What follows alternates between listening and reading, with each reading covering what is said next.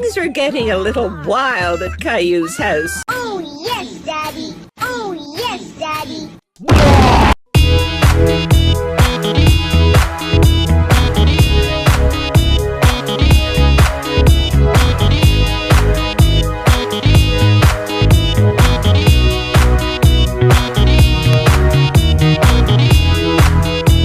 It's late and I'm awake.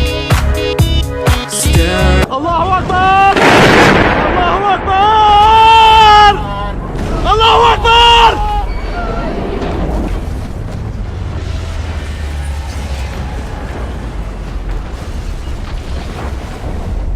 Yeah, young Metro, don't trust you, I'm gonna shoot you. Hey!